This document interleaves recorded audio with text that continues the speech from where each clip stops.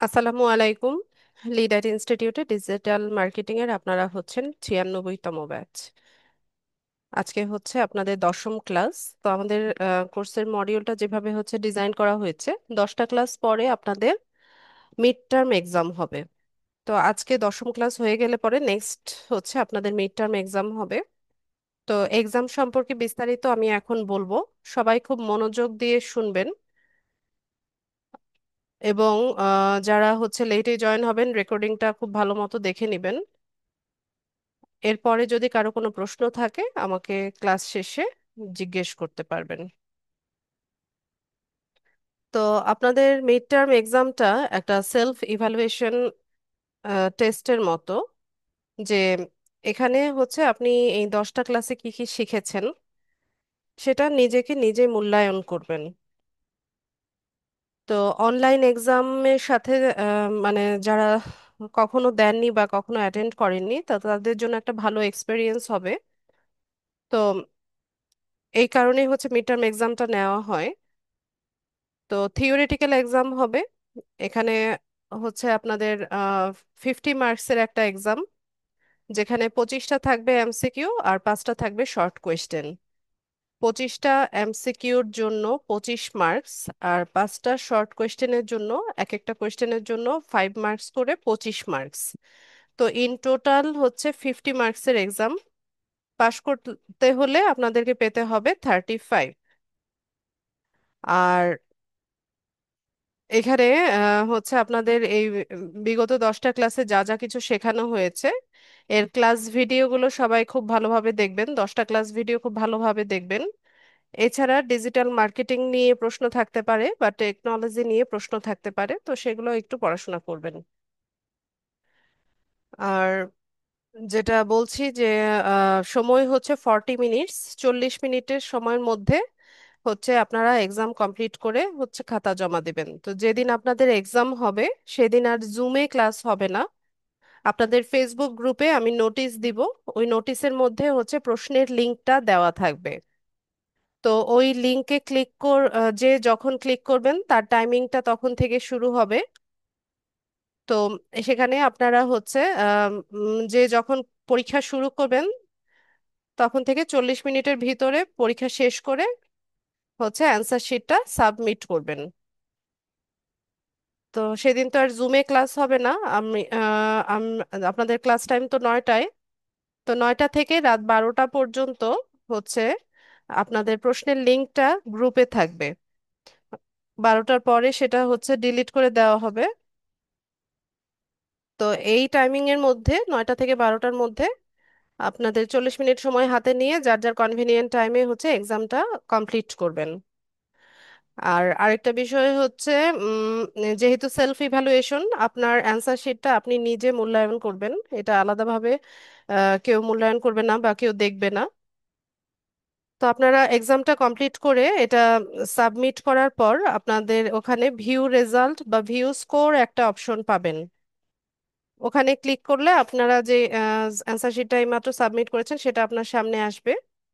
তো এমসিকিউর যে 25 মার্কস সেটা হচ্ছে আপনাদের যার যতটা কারেক্ট হয়েছে ততটা দেখাবে, যে কয়েকটা ইনকারেক্ট হয়েছে সেটাও দেখাবে। তো এখানে 25 মার্কসটা আপনারা হচ্ছে কাউন্ট করে নেবেন, যে যতটা হচ্ছে কারেক্ট অ্যান্সার করেছেন সেই মার্কসটা কাউন্ট করবেন। আর নিচে যে শর্ট কোয়েশ্চেন থাকবে 5টা শর্ট কোয়েশ্চেন, সেগুলোর অ্যান্সার আপনারা দেখবেন যে সবারগুলোই ইনকারেক্ট দেখাচ্ছে। তো আমি এখন যে কথাগুলো বলবো সবাই খুব মনোযোগ দিয়ে শুনবেন। এটা নিয়ে অনেক স্টুডেন্টরা একটু কনফিউজ হয়ে যায় এক্সাম শেষে, তো এটা আমি খুব ভালো মতো বুঝিয়ে দিচ্ছি। আপনারা আহ, না বুঝতে পারলে আমাকে প্রশ্ন করবেন, আর হচ্ছে ক্লাস ভিডিওটা ভালো মতো দেখে নিয়েন। তো আপনাদের যে শর্ট কোয়েশ্চেনগুলো থাকবে সেগুলোর অ্যান্সারগুলো দেখবেন যে সবারই ইনকারেক্ট দেখাচ্ছে। আপনি কারেক্ট অ্যান্সার করার পরেও দেখাচ্ছে যে আপনি ইনকারেক্ট অ্যান্সার করেছেন, এরকম দেখাচ্ছে। তো এটার কারণটা হচ্ছে এখানে যিনি হচ্ছে অ্যান্সারটা সেট করে দিয়েছেন, যেভাবে উনি লিখেছেন হুবহু ওই লেখাটার মতো না পেলে, যেহেতু এটা কম্পিউটারাইজড বা একটা মেশিন, সে তো এত অ্যান্সার রিড করতে পারে না। তো হুবহু ওই লেখাটার মতো না পেলে সে হচ্ছে এটাকে ইনকারেক্ট মনে করে এটাকে ক্রস দিয়ে দেয়। তো এখানে আমরা অনেকেই আছি আমাদের লেখার স্টাইল ভিন্ন, বা যেখানে ক্যাপিটাল লেটার ইউজ করার কথা সেখানে আপনি কেউ হয়তো বা ক্যাপিটাল ইউজ না করে স্মল লেটার ইউজ করেছে, যেখানে পাংচুয়েশন মার্কস দেওয়ার কথা সেখানে পাংচুয়েশন মার্ক মানে কমা ফুল স্টপ এগুলো ব্যবহার করেনি। বা কিছু কিছু লেখা আছে আমরা হচ্ছে পয়েন্ট আকারে লিখি, যেমন ABCD দিয়ে পয়েন্ট আকারে লিখি, অথবা 1 2 3 4 এভাবে পয়েন্ট আকারে লিখি। কেউ আছে পাশাপাশি লেখে, কেউ আছে উপর নিচে পয়েন্টগুলো লেখে। তো এক একজনের লেখার স্টাইল এক এক রকম। তো এত কিছু তো, এত অ্যান্সার তো, এত ফরম্যাটের অ্যান্সার তো এখানে সেট করে দিয়ে দেওয়া যায় না। তো এখানে যেভাবে অ্যান্সারটা দেওয়া হয়েছে এক্স্যাক্টলি ওই রকম না পেলে সে এটাকে ইনকারেক্ট মনে করে এটা হচ্ছে ক্রস করে দেয়। তো আপনারা যখন হচ্ছে অ্যান্সার শিটটা আপনারা মূল্যায়ন করবেন তখন দেখবেন যে যদি আপনার অ্যান্সারটা সঠিক হয়, আপাতত হচ্ছে ওই যে ক্যাপিটালাইজেশন মানে ক্যাপিটাল লেটার স্মল লেটার বা পাংচুয়েশন মার্কস বা লেখার ফরম্যাটের কারণে বা স্টাইলের কারণে যদি হচ্ছে এটা ইনকারেক্ট দেখায়, আপনার অ্যান্সারটা যদি সঠিক হয় আপনি ওই মার্কসটা কাউন্ট করে নেবেন। ঠিক আছে? তো আপাতত এই ভুলগুলো ওভারলুক করা হবে, তো আপনারা জাস্ট মার্কসটা কাউন্ট করে নেবেন যদি আপনার অ্যান্সারটা সঠিক হয়। তো এগুলো হচ্ছে 5 মার্কস করে। উম, নিচের যেই শর্ট কোয়েশ্চেনগুলো থাকবে সেগুলো 5 মার্কস করে থাকবে। তো MCQর 25টার মধ্যে যে কয়েকটা হয়েছে সেটার মার্কসটা আর হচ্ছে শর্ট কোয়েশ্চেনের মার্কসটা এই দুটো কাউন্ট করে দেন হচ্ছে টোটাল আপনারা কাউন্ট করে নেবেন। 50-র মধ্যে 35 পেলে হচ্ছে পাস মার্কস। আর কোয়েশ্চেন ইংলিশে থাকবে, আর ইংলিশেই হচ্ছে আপনাদেরকে অ্যান্সার করতে হবে। কিসের গান? গান কোথায় চলছে?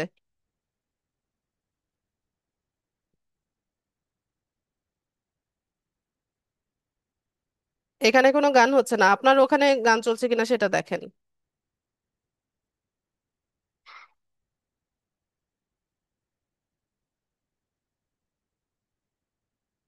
আচ্ছা, তো আমরা হচ্ছে আম, আমি যেভাবে বললাম সেটা হচ্ছে খুব ভালো মতো বুঝে নিবেন, রেকর্ডিংটা দেখে নিবেন। যারা লেটে জয়েন হয়েছেন অবশ্যই রেকর্ডিংটা ভালো মতো দেখে নিবেন। কোয়েশ্চেন হচ্ছে ইংলিশে থাকবে, আপনার অ্যান্সার হচ্ছে ইংলিশে লিখতে হবে। আর অ্যান্সার শিটের শুরুতেই হচ্ছে আপনাদের নাম এবং রোল নাম্বার এই দুটো লেখার অপশন আসবে। স্টুডেন্ট আইডি অথবা রোল নাম্বার এরকম অপশন থাকবে। ঠিক আছে? তো আপনারা ওখানে হচ্ছে রোল নাম্বারটা লিখবেন, নিজের নাম লিখবেন। কেউ যদি বলেন যে আমি রোল নাম্বার হারিয়ে গেছি, ভুলে গেছি, এটা সেটা এই ধরনের কমপ্লেন থাকে, তো সেক্ষেত্রে অফিসে ফোন করে আপনার রোল নাম্বারটা কালেক্ট করে নেবেন। ঠিক আছে? অবশ্যই সেখানে রোল নাম্বার নাম লিখতে হবে, নতুবা এটা সাবমিট হবে না, অ্যান্সার শিটটা সাবমিট হবে না। এছাড়া প্রত্যেকটা কোয়েশ্চেন রিকোয়ার্ড, মানে এখানে অবশ্যই আপনাকে অ্যান্সার করতে হবে। যদি বা আপনি অ্যান্সার না জানেন সেক্ষেত্রে ওখানে কিছু একটা হলেও লিখে দিতে হবে, নতুবা কিন্তু অ্যান্সার শিটটা সাবমিট হবে না। এখানে প্রত্যেকটা কোয়েশ্চেনের অ্যান্সার রিকোয়ার্ড করে দেওয়া আছে। ঠিক আছে? তো এই হচ্ছে বিষয়। আমি যা যা কিছু বললাম সেগুলো অবশ্যই সবাই আম, হচ্ছে ভালো মতো বুঝে নিয়েন। আর আজকে তো হচ্ছে মঙ্গলবার, আপনাদের নেক্সট ক্লাস হচ্ছে বৃহস্পতিবার। তো বৃহস্পতিবার দিন আপনারা চাইলে এক্সামটা দিতে পারেন।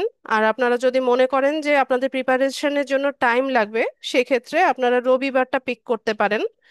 তবে মিড টার্ম এক্সামের আগে কোনো হচ্ছে টপিক ক্লাস হবে না। ঠিক আছে? তো হয় বৃহস্পতিবার নয় রবিবার, যা যেটা কনভেনিয়েন্ট হয় সবার জন্য, সবাই মিলে ডিসিশন নেন। মেজরিটি যে ডিসিশনটা নেবে সেদিনই হচ্ছে আমরা এক্সামটা দিব। তো এর আগে হচ্ছে কোনো ক্লাস হবে না। যদি রবিবার পিক করেন তাহলে মঙ্গলবার থেকে ইনশাল্লাহ ক্লাস শুরু হবে। আর যদি বৃহস্পতিবার পিক করেন তাহলে রোববার থেকে আবার ক্লাস শুরু হবে। তো সবাই হচ্ছে একবার করে লিখবেন, রবিবার অথবা বৃহস্পতিবার একবার করে লিখবেন। তো মেজরিটি যে ডিসিশনটা নিবে আমরা হচ্ছে সেটা সবাই মেনে নিব।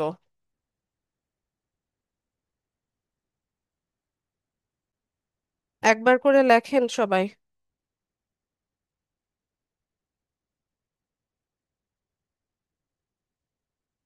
সবাই লিখেন, তাড়াতাড়ি করেন।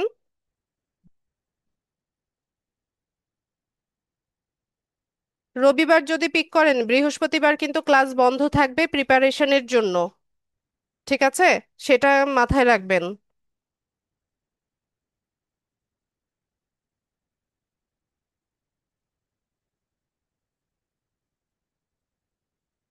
সবাই একবার করে লিখবেন, দুই তিনবার করে লিখলে হচ্ছে বোঝা যাবে না।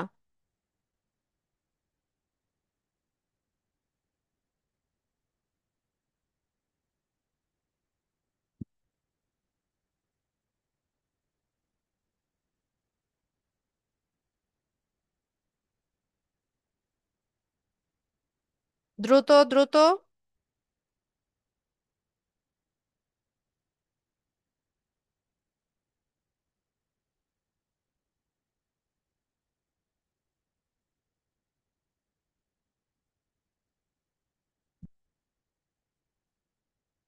লেখা শেষ সবার?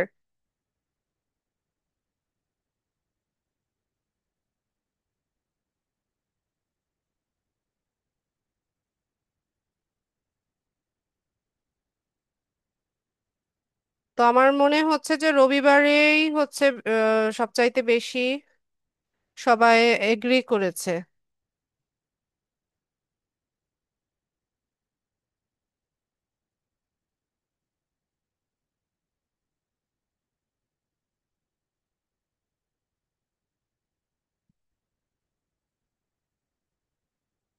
আর কেউ বাকি আছে লেখার?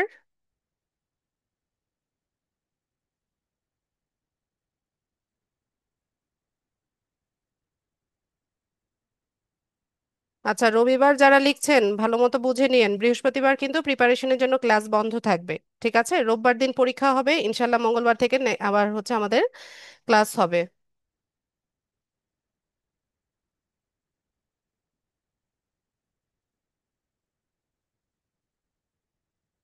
ঠিক আছে, তাহলে মেজরিটি যেহেতু ডিসিশন নিয়েছে যে সানডেতে হবে, তো আমরা সেটাই সবাই মেনে নিব। ঠিক আছে, তাহলে নেক্সট রোববার দিন হচ্ছে রাত 9টা বাজার 5 মিনিট আগে আপনাদের গ্রুপে আমি হচ্ছে প্রশ্নের লিঙ্কটা দিয়ে দিব। দেন আপনারা হচ্ছে রোববার এই মানে এক্সামটা কমপ্লিট করে, বাবা শব্দ করো না, তুমি ওই রুমে যেয়ে খেলো। রাত 9টা থেকে রাত 12টা পর্যন্ত প্রশ্নের লিঙ্কটা গ্রুপে থাকবে। 9টা থেকে 12টার মধ্যে যার যার কনভেনিয়েন্ট টাইমে হচ্ছে আপনারা 40 মিনিট সময় হাতে নিয়ে এক্সামটা কমপ্লিট করবেন। ঠিক আছে, এবং পাশাপাশি অ্যান্সার শিটটাও নিজেরা মূল্যায়ন করবেন। লাস্ট ক্লাস ভিডিওগুলো দেখবেন, পাশাপাশি ডিজিটাল মার্কেটিং টেকনোলজি এগুলো নিয়ে পড়াশোনা করবেন। আচ্ছা রকিমুল, 40 মিনিট টাইম বের করে নেবেন নিজের জন্য। রাত 9টা থেকে রাত 12টা পর্যন্ত 40 মিনিট টাইম ইচ্ছে করলে বের করে নেওয়া যায়। না, এক্সাম একবারই দেওয়ার সুযোগ থাকবে। মিস হয়ে গেলে এটা পরে দেওয়ার আর কোনো অপশন নেই।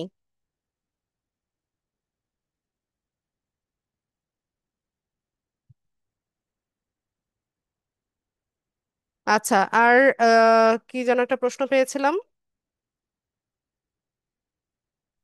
হ্যাঁ, ক্লাস ভিডিও ভালো মতো দেখবেন।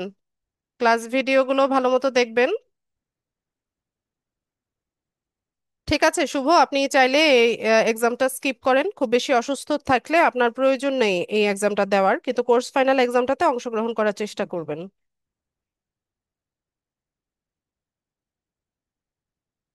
ঠিক আছে, আমি গ্রুপে নোটিশ দিয়ে দিব। আর যেভাবে বললাম অবশ্যই হচ্ছে আম, সেগুলো ভালো মতো বুঝে নিবেন।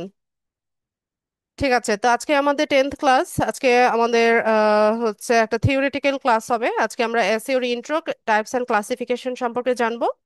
তো ক্লাসটা থিওরিটিক্যাল হলেও এই ক্লাসটা গুরুত্বপূর্ণ আপনাদের মিড টার্ম এক্সামের জন্য। ঠিক আছে, তো আশা করি সবাই মনোযোগী হবেন। বিকেলে কিভাবে দিবেন? রাত 9টা থেকে রাত 12টা পর্যন্ত লিংক থাকবে, বললাম না? আচ্ছা, তো আমি স্ক্রিনটা শেয়ার করি।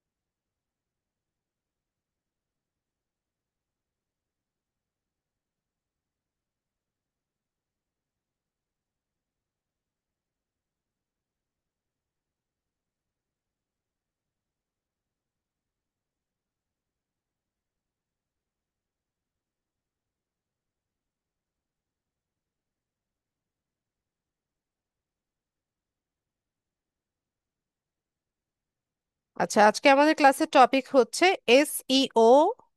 এর ইন্ট্রোটা আমরা জানবো আজকে, পাশাপাশি এর টাইপস অ্যান্ড ক্লাসিফিকেশন সম্পর্কে আমরা একটা ধারণা নিব। তো এসইও এর পূর্ণ রূপ হচ্ছে সার্চ ইঞ্জিন অপটিমাইজেশন। তো আমরা বিভিন্ন রকমের সার্চ ইঞ্জিন ব্যবহার করি, তাই না? গুগল ব্যবহার করি, বিং ব্যবহার করি, ইয়াহু ব্যবহার করি। তো এই যে আমরা কোনো ইনফরমেশন জানার হলে গুগলে গিয়ে সার্চ করি, এরপর গুগল কি করে আমাদের কিছু রেজাল্ট শো করে। তো এখানে কিছু ওয়েবসাইট আসে। তো কেনই ওই ওয়েবসাইটগুলোই আমাদের সার্চ রেজাল্টের শুরুতে আসে, বা কেনই বা এটা ফার্স্ট পেজে দেখায়? এই যে প্রসেসটা, যেই প্রসেসের মাধ্যমে হচ্ছে আপনি এই যে সার্চ ইঞ্জিনে আপনার পোস্ট বলেন, আর্টিকেল বলেন, বা কোনো একটা কন্টেন্ট বা ওয়েবসাইটকে র্যাঙ্কে নিয়ে আসেন, এই প্রসেসটাকেই মূলত এসইও বলা হয় বা সার্চ ইঞ্জিন অপটিমাইজেশন বলা হয়। ঠিক আছে? তো সার্চ ইঞ্জিনটা কিভাবে কাজ করে সেটা আমরা দেখি। সার্চ ইঞ্জিন তিনটা ধাপে কাজ করে। শুরুতে হচ্ছে ক্রলিং, দুই নাম্বার হচ্ছে ইন্ডেক্সিং, তিন নাম্বার হচ্ছে র্যাঙ্কিং।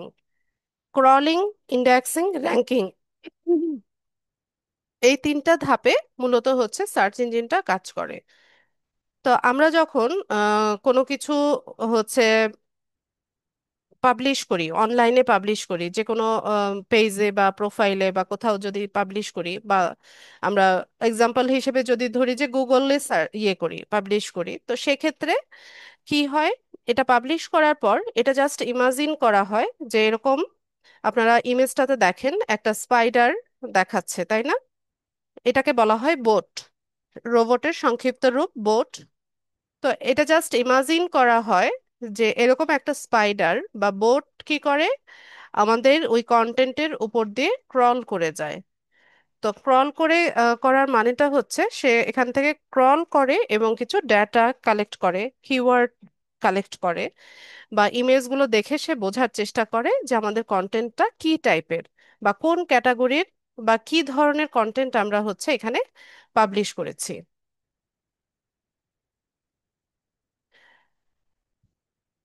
এরপর এখান থেকে সে ডেটা কালেক্ট করে বা কিওয়ার্ড কালেক্ট করে দ্বিতীয় ধাপে চলে আসে।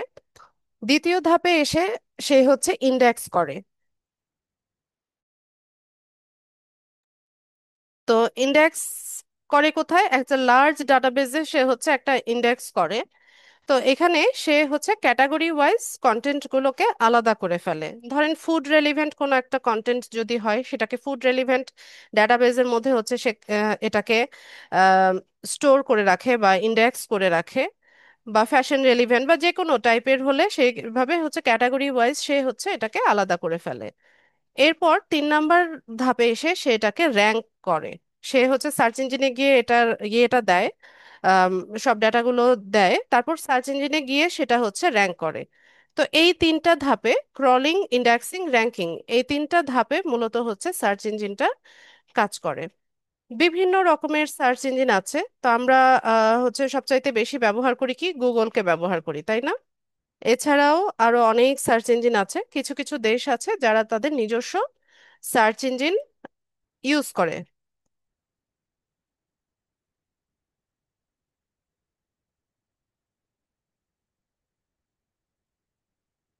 সার্চ ইঞ্জিন,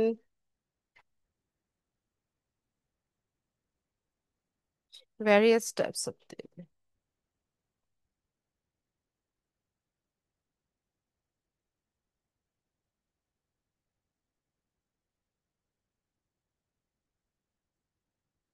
তো আমরা এখান থেকে দেখি কি কি সার্চ ইঞ্জিন আছে। যে কোনো একটা ইমেজ আমরা ওপেন করার চেষ্টা করি। আচ্ছা, এখানে বড় করে আসছে ছবিটা, দেখেন।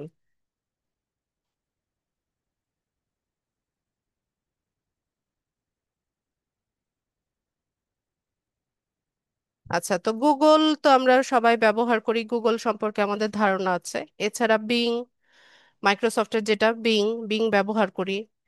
তারপর Yandex, Baiju, Yahoo, DuckDuckGo, ask. ঠিক আছে, এরকম বিভিন্ন রকমের সার্চ ইঞ্জিন আছে। আবার কিছু কিছু দেশ আছে যারা তাদের নিজস্ব সার্চ ইঞ্জিনগুলো ব্যবহার করে। তো আমরা দেখি সার্চ ইঞ্জিনের টাইপস বা ক্লাসিফিকেশনটা একটু দেখি।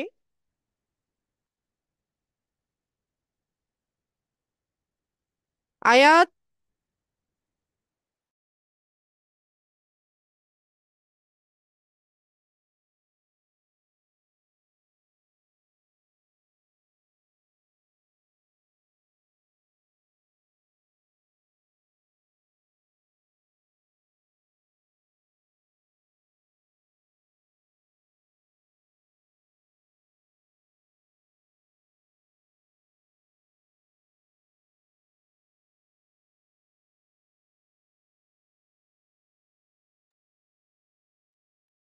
আচ্ছা, আমরা টাইপসটা দেখি।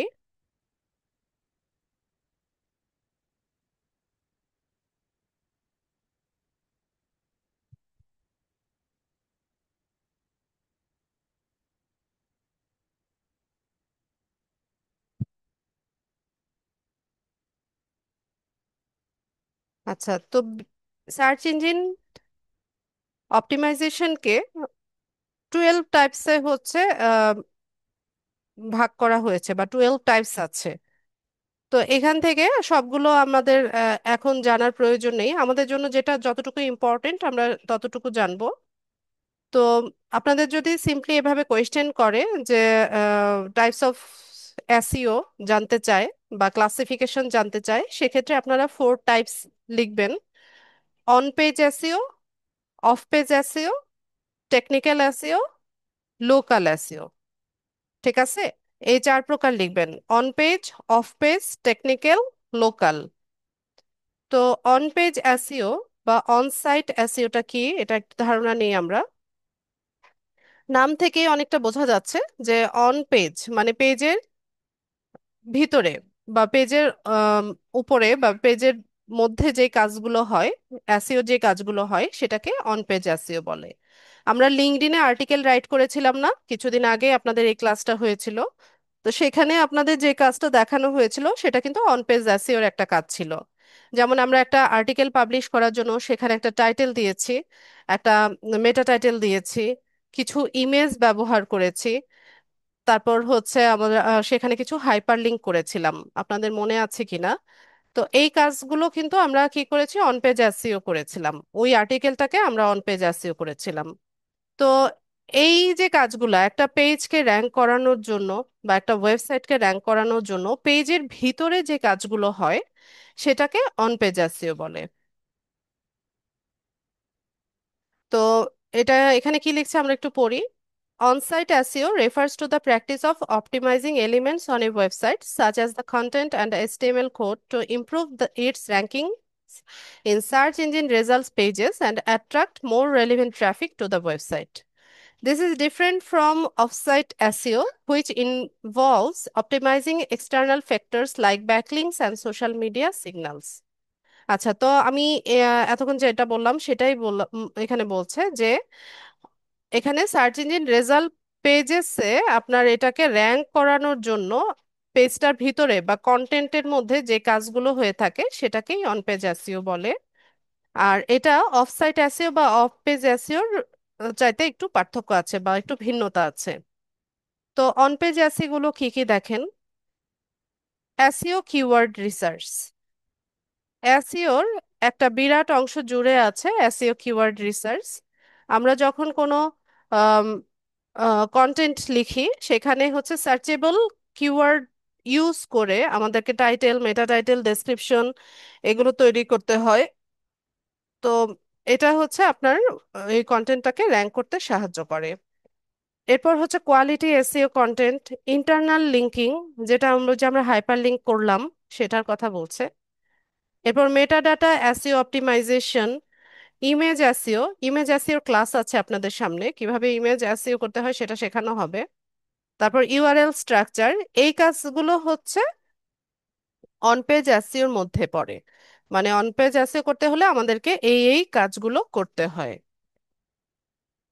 মানে একটা কন্টেন্ট বা যে কোনো একটা পোস্ট বা যে কোনো একটা আর্টিকেলকে র্যাঙ্ক করানোর জন্য হচ্ছে আমাদেরকে আহ, ভিতরে যে কাজগুলো করতে হয় সেগুলোকে অন পেজ এসইও বলা হয়। 2 নম্বরে হচ্ছে অফ পেজ এসইও বা অফ সাইট এসইও। আচ্ছা, of page SEO, also called off-site SEO, is the practice of improving a website's search engine ranking by optimizing factors outside of the website itself. This can be done by building high-quality backlinks, promoting the website on social media, and other forms of online marketing. আচ্ছা, এটা হচ্ছে পেজের বাইরে থেকে যেই কাজগুলো আমরা করি, যেমন ব্যাকলিংক করি, বিভিন্ন সোশ্যাল মিডিয়া সাইটে প্রমোট করি, বা বা অন্যান্য অনলাইন মার্কেটিং এর মাধ্যমে প্রমোট করি, সেটাকে অফ পেজ এসইও বলে। আচ্ছা, ব্যাকলিংকটা কি জানেন? ব্যাকলিংকটা হচ্ছে ওই যে পিন্টারেস্টে আমরা আম, কি করলাম, একটা ওয়েবসাইটের প্রোডাক্ট প্রমোট করেছিলাম না? তো এই কাজটাকে ব্যাকলিংক বলা হয়, যে আপনি একটা ডেস্টিনেশন থেকে অন্য একটা ডেস্টিনেশনে ট্রাফিক ড্রাইভ করার জন্য আপনি হচ্ছে যে লিঙ্কগুলো ইউজ করছেন, বা যেই প্ল্যাটফর্মটাকে মানে ইউজ করে হচ্ছে ট্রাফিকটা জেনারেট করছেন, এই কাজটা কিন্তু অফসাইট অ্যাসিওর মধ্যে পড়ে। এছাড়া কি করতে পারি আমরা, বিভিন্ন আমাদের এই ওয়েবসাইটটাকে বিভিন্ন সোশ্যাল মিডিয়া সাইটে আমরা হচ্ছে প্রমোট করতে পারি। তো বেশি বেশি যখন প্রমোশন করব বা প্রমোট করব, তো তত বেশি আমরা ভিজিটর পাবো বা ট্রাফিক পাবো। সেটা আমরা কোথা থেকে করি? পেজের বাইরে গিয়ে করি, তাই না? সোশ্যাল মিডিয়া সাইটে, বা ধরেন ফর এক্সাম্পল পিন্টারেস্টকে যদি আমরা ইউজ করি, তো এটা কোথায়, কাজটা কোথায় হচ্ছে? পেজের বাইরে থেকে হচ্ছে। এখানে তো আমরা টাইটেল বা কোনো একটা হাইপারলিংক এগুলো তো করছি না। তো পেজের বাইরে থেকে আমরা এটাকে র্যাঙ্ক করাতে সাহায্য করছি। তো এই কাজগুলোকেই বলা হয় অফ পেজ এসইও বা of sight SEO. The goal is to increase the website's authority, reputation, and relevance in the eyes of search engines, which can result in higher search engine rankings and more organic traffic to the website. আচ্ছা, তো গোলটা কি? গোলটা হচ্ছে যে increase more traffic, organic traffic to the website.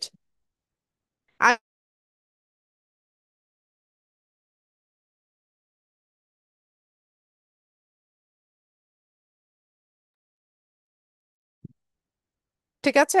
তো আমরা এই অফ পেজ এসইওটা মানে কি কি দেখেন, গেস্ট ব্লগিং। তো এটা guest blogging is common off page SEO technique used for building backlink. এরপর হচ্ছে হেরো আছে, competitor research and analysis, internet ad, press distribution, brand signal. তো এইগুলো হচ্ছে আপনার অফ পেজ বা এসইওর মধ্যে পড়ে। এরপর আসি হচ্ছে 3 নম্বরে, টেকনিক্যাল এসইও। তো নাম থেকেই অনেকটা বোঝা যাচ্ছে যে টেকনিক্যাল বিষয়গুলো হচ্ছে যেই এসইওর মাধ্যমে হচ্ছে হ্যান্ডেল করা হয় বা অপারেট করা হয়, সেটাকে টেকনিক্যাল এসইও বলে। তো technical SEO involves making website optimizations that help search engines crawl and index a website more easily, thereby improving its search engine ranking. আচ্ছা, তো আমি একটু আগে দেখালাম না যে সার্চ ইঞ্জিনটা কিভাবে কাজ করে।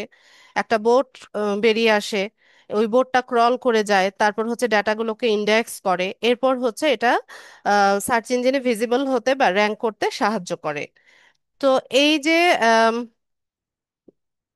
এই বোর্ডটাকে হচ্ছে ইজিলি এই কাজটা করার জন্য হচ্ছে যেভাবে মানে টেকনিক্যালি যেভাবে হচ্ছে আপনার ওয়েবসাইটটাকে অপটিমাইজেশন করলে ইজিলি হচ্ছে এটা ক্রল করতে পারবে, ইন্ডেক্স করতে পারবে, র্যাঙ্ক করতে পারবে, এই কাজটাকে টেকনিক্যাল এসইও বলা হয়। তো ইন রিয়েল বা হচ্ছে রিয়েল লাইফে এরকম বোট বা স্পাইডারের কোনো এক্সিস্টেন্স কিন্তু নেই। ঠিক আছে রকিমুল, আপনি স্ক্রিনে অ্যানোটেট করছেন। তো এটা জাস্ট ইমাজিন করা হয়, এরকম স্পাইডার বা বোট আছে এরকম ইমাজিন করা হয়, এটার রিয়েল লাইফে কোনো এক্সিস্টেন্স নাই।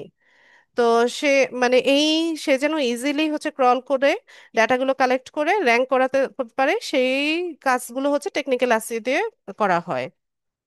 তো দেখেন কি কি, this includes task such as optimizing site load time, ensuring that robot text files are properly configured, and setting up redirects correctly.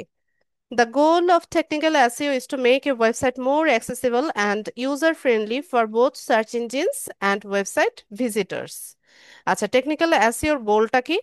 Technical এসইওর গোলটা হচ্ছে আপনার ওয়েবসাইটটাকে মোর অ্যাক্সেসিবল করা, মানে খুব সহজে যেন সবাই অ্যাক্সেস করতে পারে।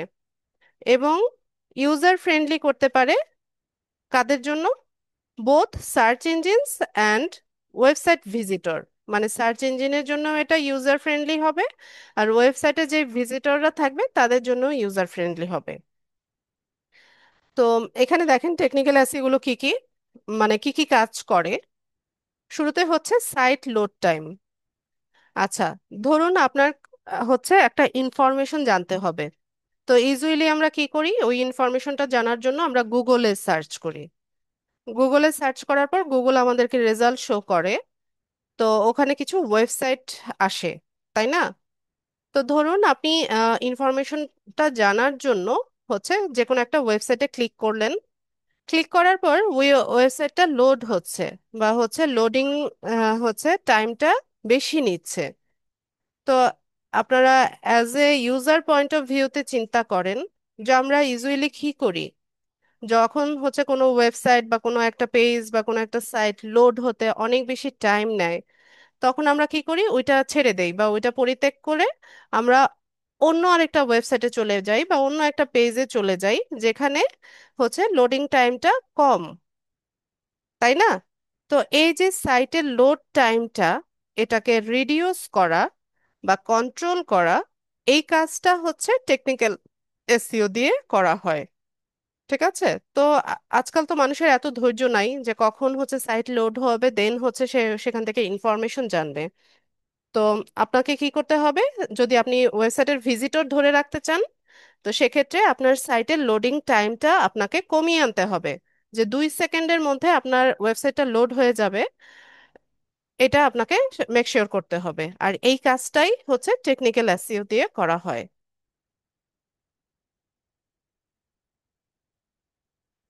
কেন বুঝতে পারছেন না শফিকুল ইসলাম? মনোযোগ দিয়ে শুনেন, তেমন কঠিন তো বিষয় না। এত সহজ করে বলছি, তারপরে বুঝতে না পারলে কি করব বলেন? ভিডিওটা ভালো মতো দেখেন। আচ্ছা, তো এই লোডিং টাইমটা হচ্ছে কমিয়ে আনা বা হচ্ছে আহ, এটাকে কন্ট্রোল করাটা, এটা হচ্ছে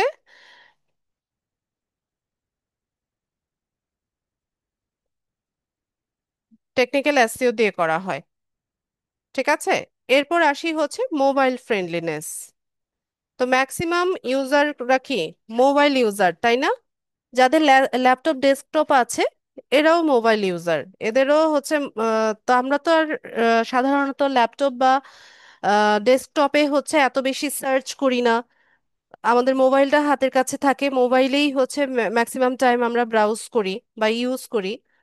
তো আপনার যে ওয়েবসাইটটা থাকবে সেটা অবশ্যই যেন মোবাইল ফ্রেন্ডলি হয়, উম, যেন আপনি খুব ইজিলি হচ্ছে আহ, বা আপনার ট্রাফিকদেরকে বা ভিজিটরদেরকে হচ্ছে সার্ভিসটা দিতে পারেন।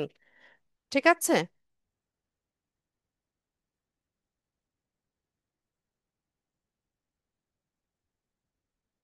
আচ্ছা, তো এখানে দেখেন যে mobile friendliness refer to the design and functionality of A website that is optimised for viewing on mobile devices such as smartphones and tablets. It ensures that the website is responsive to different screen sizes, loads quickly, and is easy to navigate on mobile devices. তো আমি যে কথাটাগুলো বললাম সেগুলোই বলছে যে ওয়েবসাইটটাকে কি করতে হবে, মোবাইল ফ্রেন্ডলি করে তৈরি করতে হবে, যেন হচ্ছে আহ, এখানে আপনার বিভিন্ন রকমের স্ক্রিন সাইজেও যেন এটা সুন্দর মতো হচ্ছে এটার ইন্টারফেসটা সবাই দেখতে পায়, লোডিংটাও যেন কুইকলি হয় আর খুব সহজে যেন মোবাইল থেকে এটাকে নেভিগেট করা যায়। এরপর হচ্ছে ক্রল এরর আইডেন্টিফিকেশন। ধরুন ওই স্পাইডারটা ক্রল করতে গিয়ে কোনো একটা এরর পেল, তো সেটাকে আইডেন্টিফাই করে ওই প্রবলেমটা সর্ট আউট করা, এই কাজটা হচ্ছে বা ফিক্স করা, সেই কাজটা হচ্ছে আপনার টেকনিক্যাল এসইও দিয়ে করা হয়। এছাড়া keyword cannibalization audit, duplicate content audit, কোনো কন্টেন্ট ডুপ্লিকেট হয়ে গেল কিনা, সাইট স্ট্রাকচার, এই কাজগুলো হচ্ছে টেকনিক্যাল এসইওর কাজ। মানে টেকনিক্যাল বিষয়গুলোই হচ্ছে টেকনিক্যাল এসইও দিয়ে হচ্ছে আম, করা হয়।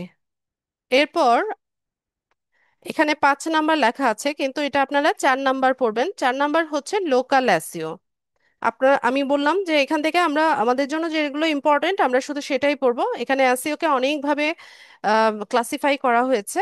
তো আপনাদের যদি সিম্পলি কোয়েশ্চেন আসে যে এসইও টাইপস বা ক্লাসিফিকেশন জানতে চায়, সেক্ষেত্রে আপনারা 4 টাইপস লিখবেন: on page SEO, off page SEO, technical SEO, local SEO. তো লোকাল এসইওটা কি? আচ্ছা, লোকাল এসইওটা হচ্ছে যাদের ধরেন মানে কোন একটা বিজনেস আছে যেটা হচ্ছে মোর লোকেশন স্পেসিফিক, মানে কোনো একটা লোকেশনকে বা হচ্ছে কোনো একটা সিটিকে বা টাউনকে টার্গেট করে হচ্ছে তাদের বিজনেসটা। তো ফর এক্সাম্পল আমরা নিতে পারি হচ্ছে, ধরেন হোমমেড ফুড ডেলিভারি বিজনেস। ঠিক আছে, তো হোমমেড ফুড ডেলিভারি বিজনেসটা আজকাল বড় শহরগুলোতে অনেক বেশি পপুলার। আর দেখা যায় যে এখন মানুষ অনেক বিজি হয়ে গেছে, বাসায় এসে রান্না বান্না করাটা ততটা পসিবল হয় না। তখন ওরা কি করে, এরকম হোমমেড ফুড যারা ডেলিভারি করে এইসব মানে ওখান থেকে হচ্ছে তাদের ডেলিভারিটা নেয় বা হচ্ছে খাবারটা সংগ্রহ করে। তো আর যেহেতু এই প্রোডাক্টটা কি পচনশীল, এটা হচ্ছে দূর দূরান্তে হচ্ছে আপনার ডেলিভার করা যায় না, তখন ওরা কি করে একটা নির্দিষ্ট লোকাল সিটিকে বা হচ্ছে একটা লোকালিটিকে টার্গেট করে তাদের বিজনেসটা করে। তো ধরুন এরকমই কোনো একজন ব্যবসায়ী যার হচ্ছে বিজনেসটা হয়তো বা ধানমন্ডি গুলশানে বা ধরেন মিরপুর এরিয়াতে বা উত্তরাতে। ঠিক আছে, এরকম একটা লোকেশনকে ইয়ে করে টার্গেট করে, আর তার কাস্টমাররা হচ্ছে ওই লোকেশনের যারা বাসিন্দা আছে তারা।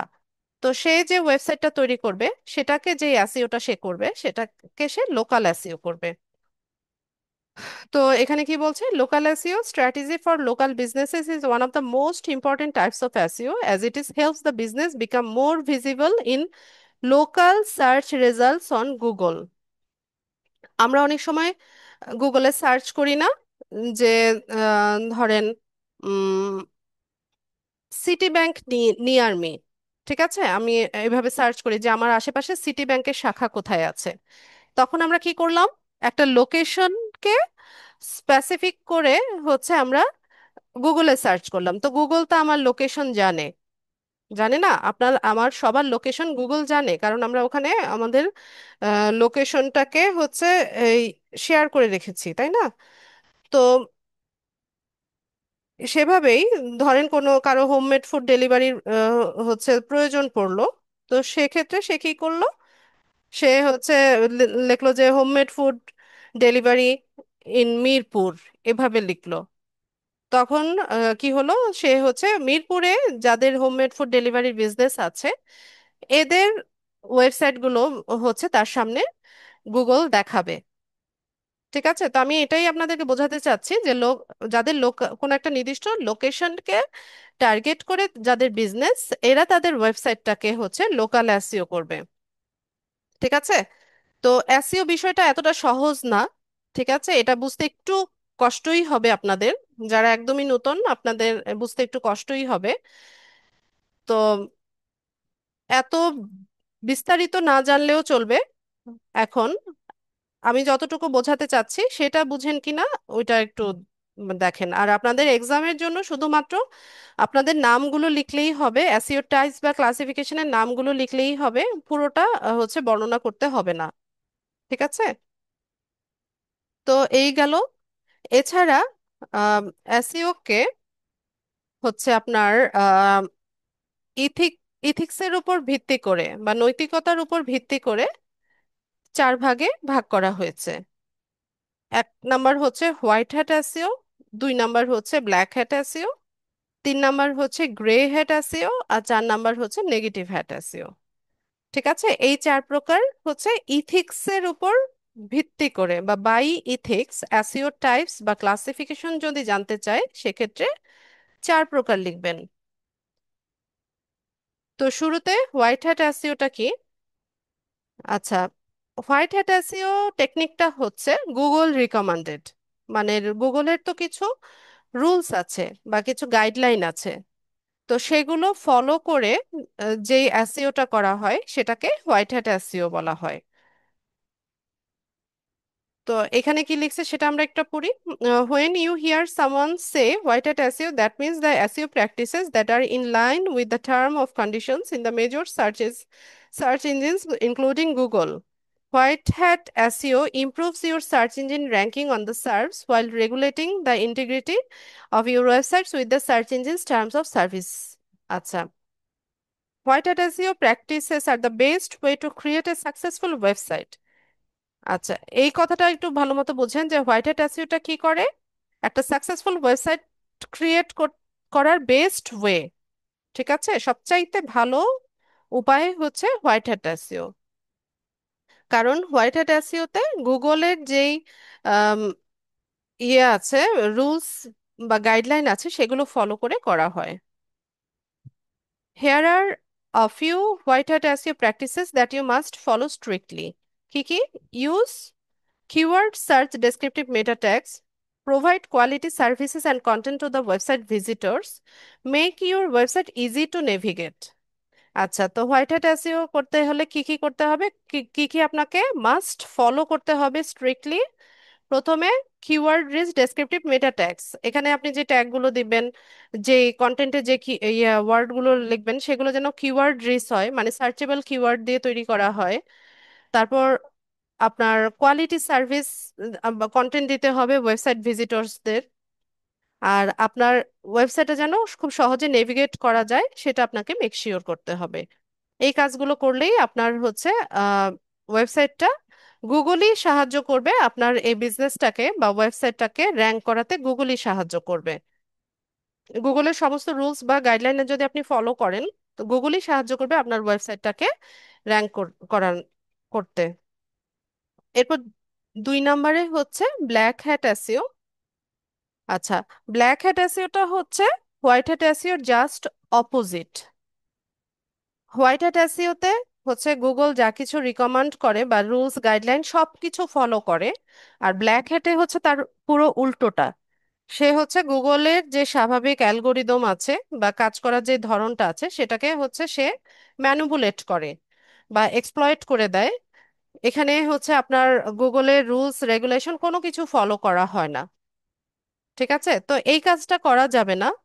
তবে এখানে একটা বিষয় হচ্ছে যে আপনি যদি আপনার ওয়েবসাইটে মানে ব্ল্যাক হ্যাট এসইও করেন, তো সেক্ষেত্রে এটা কিন্তু খুব দ্রুত র্যাঙ্ক করে।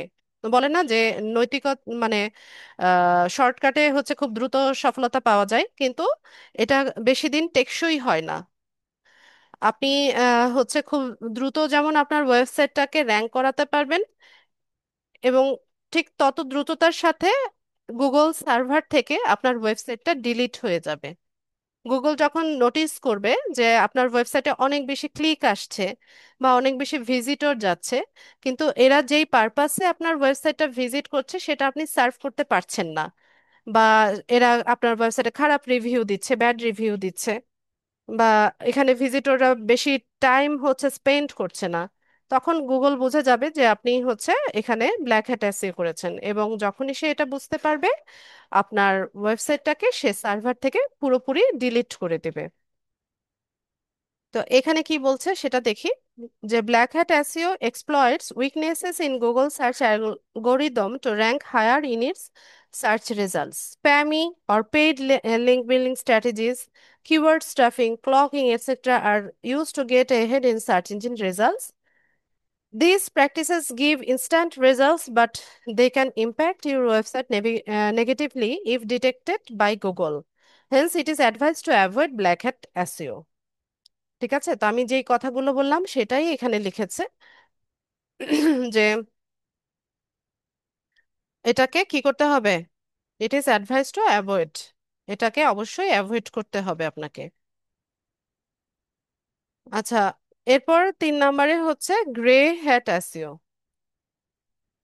গ্রে হ্যাট এসইওটা হচ্ছে হোয়াইট হ্যাট এসইও আর ব্ল্যাক হ্যাট এসইও দুটোর সংমিশ্রণ। এখানে নৈতিকতার কিছু বিষয়ও থাকে, পাশাপাশি অনৈতিক কিছু বিষয়ও এখানে মিক্স করে দেওয়া হয়। তো এই কাজটাও করা যাবে না। আপনি হচ্ছে অনৈতিক বিষয়ের সাথে কিছু নৈতিকতা মিশিয়ে দিলে যে পুরো বিষয়টা নৈতিক হয়ে যাবে, এরকম না। ঠিক আছে, তো আপনি যদি ব্ল্যাক হ্যাট এসইও করেন, তো আর গুগল যখন এটা বুঝতে পারবে, তখন গুগল সার্ভার থেকে আপনার ওয়েবসাইটটা ডিলিট করে দিবে। আর গ্রে হ্যাট এসইও যদি করেন সেক্ষেত্রে হয়তোবা আপনার ওয়েবসাইটটা সে পুরোপুরি সার্ভার থেকে ডিলিট করবে না, কিন্তু আপনার ওই বিজনেসের উপর বা ওয়েবসাইটের উপরে সে একটা ব্যাড ইমেজ পেইন্ট করে দিবে, যাতে করে আপনি সেখানে আর কোনোভাবে ওই ওয়েবসাইটটাকে গুগলে র্যাঙ্ক করাতে পারবেন না। ঠিক আছে, তো এই এই কাজটাও করা যাবে না। তো আমরা পড়ি কি লিখেছে। It's an SEO practice that riskier than white hat SEO. That's because the grey hat SEO practices belong neither to the white nor the black hat category, as the terms and conditions regarding the issue are unclear. However, using grey hat SEO practices will not result in a site banned from search engines. In simpler terms, the material or content that you publish in accordance with the grey hat SEO remains ill-defined. Knowing the gray hat SEO practices can save your website from losing traffic, as you will be well aware of the negative consequences, which will help you adopt fair practices. আচ্ছা, তো আমরা যেটা বুঝলাম যে এই কাজটাও করা যাবে না, এটা রিস্কিয়ার। ঠিক আছে, এরপরে 4 নম্বরে নেগেটিভ এসইও। এখানে আপনারা নেগেটিভের সাথে হ্যাট শব্দটা জুড়ে দিবেন। ঠিক আছে, নেগেটিভ হ্যাট এসইও এভাবে লিখবেন। তো নেগেটিভ হ্যাট এসইও এটাও হচ্ছে one kind of black hat SEO.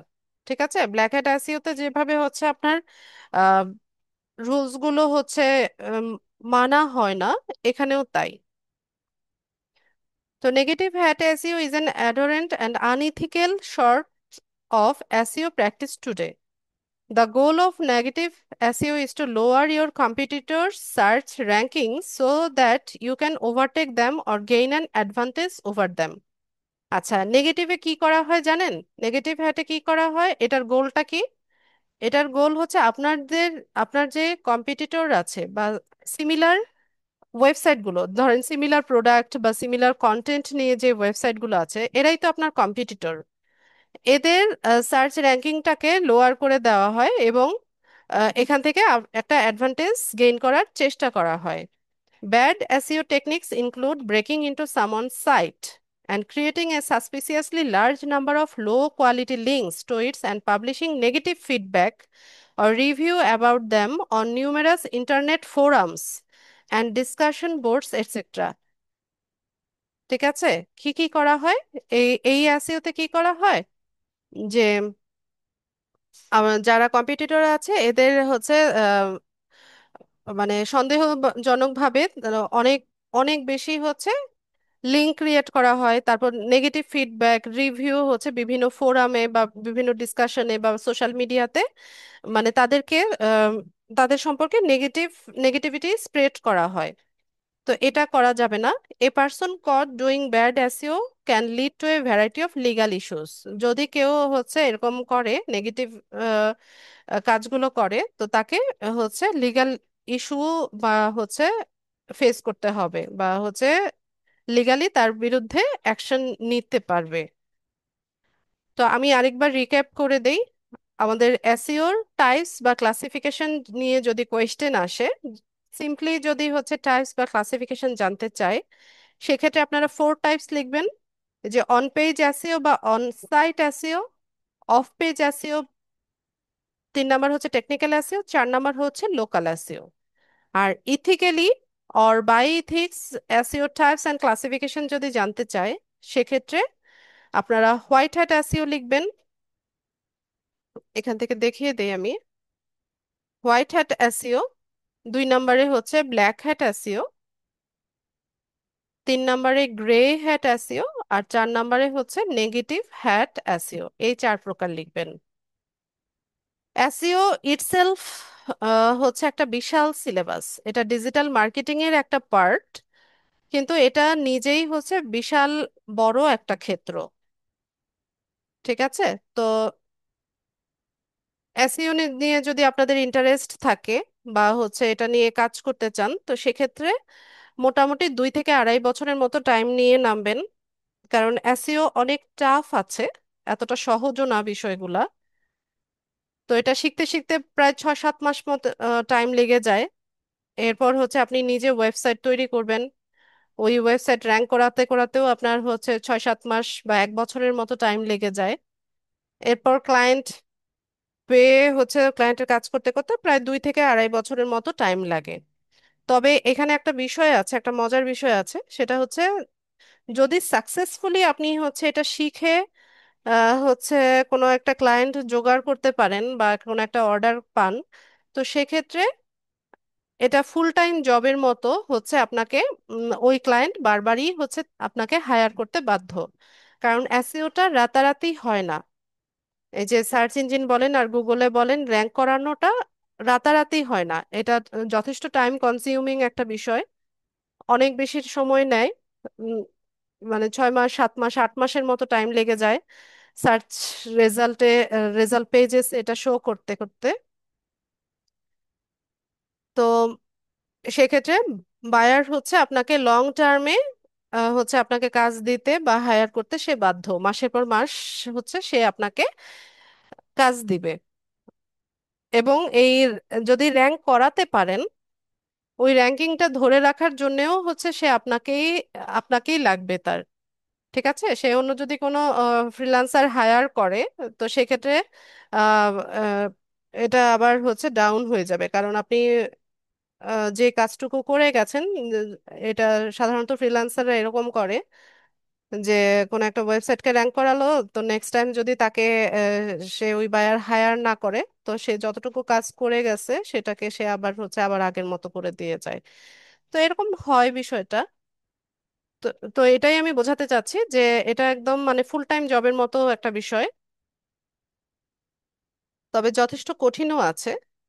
তবে একটা বিষয় আছে যে এটা হচ্ছে পার্ট বাই পার্ট কাজ করা যায়। যেমন আপনি যদি মনে করেন যে না, আমি শুধুমাত্র হচ্ছে কন্টেন্ট ক্রিয়েট করব, আহ,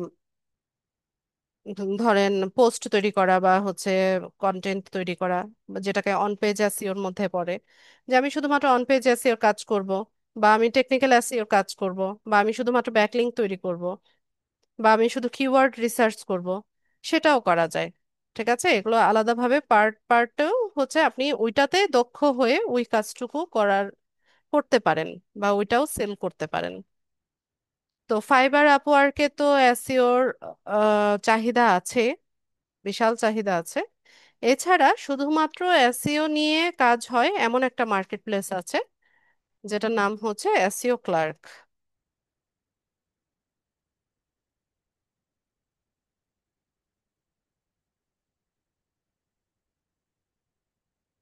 ঠিক আছে, মার্কেট প্লেসের নাম হচ্ছে এসইও ক্লার্ক। এটা শুধুমাত্র এসইও নিয়ে কাজ হয়। অন্যান্য মার্কেট প্লেসে যেমন ফ্রিল্যান্সিং এর সব ক্যাটাগরি নিয়ে কাজ হয়, এখানে এটা না, এখানে শুধুমাত্র হচ্ছে আপনার এসইও রেলিভেন্ট সার্ভিসগুলোই হচ্ছে কেনাবেচা হয়।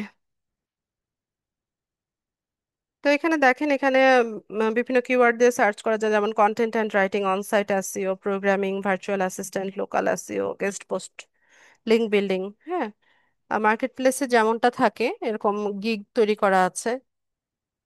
তো এখানে প্রাইসিং দেওয়া আছে, তাদের রিভিউ দেওয়া আছে। ঠিক আছে,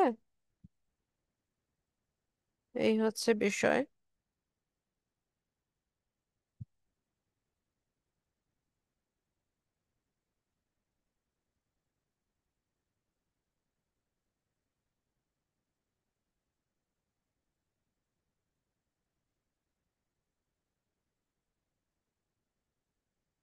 তো এরকম ভাবে হচ্ছে গিগ দেওয়া থাকে। আচ্ছা, এখানে আপনারা কিছু টার্ম দেখেন, যেমন এই যে ডিএ, টিএ, ব্যাকলিং, পিবিএন। ঠিক আছে, তো এগুলো হচ্ছে শর্ট ফর্ম বা এটাকে বলা হয় অ্যাব্রিভিয়েশন। তো এটার আবার ইলাবোরেশন আছে, বিভিন্ন মিনিং আছে। আমি আপনাদের গ্রুপে একটা হোমওয়ার্ক দিব আজকে। আচ্ছা, আমি পোস্টটা করে নেই, তারপর দেখাচ্ছি।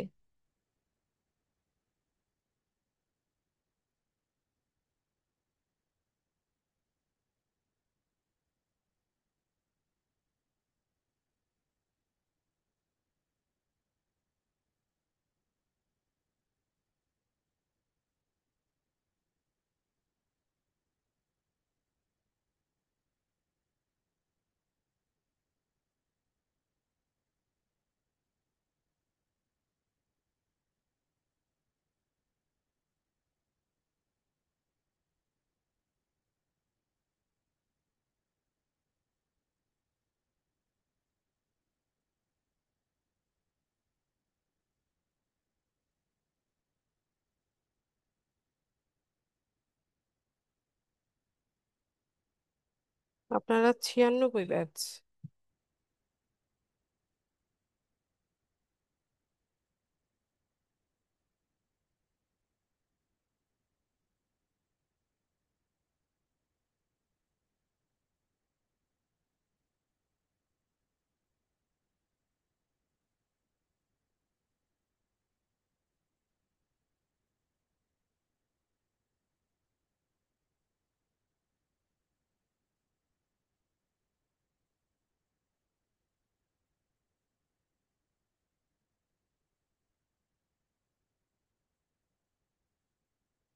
আচ্ছা, সবাই স্ক্রিনে তো দেখতে পাচ্ছেন। আচ্ছা, গ্রুপটাতেই যাই। এখানে ফিচার্ড অপশনে পিন করা আছে।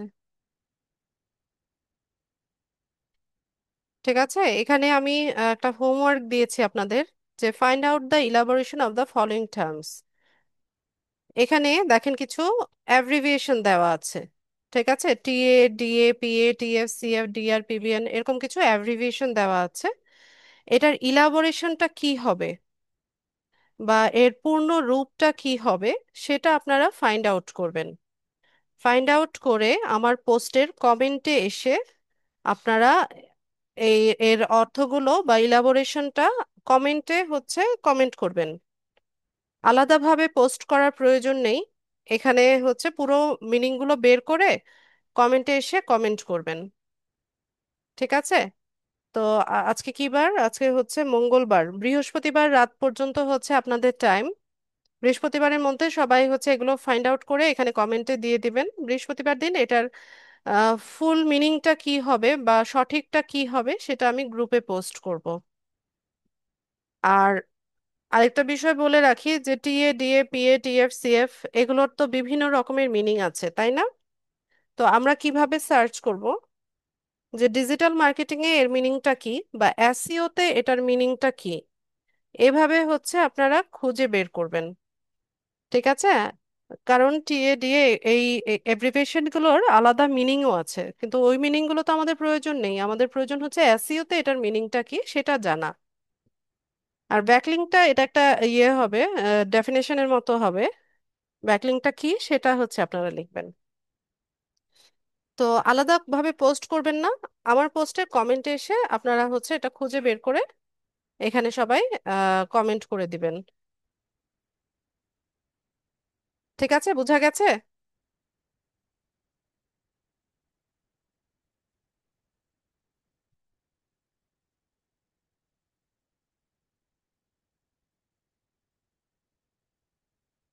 আচ্ছা, বুঝতে পারলে ভালো।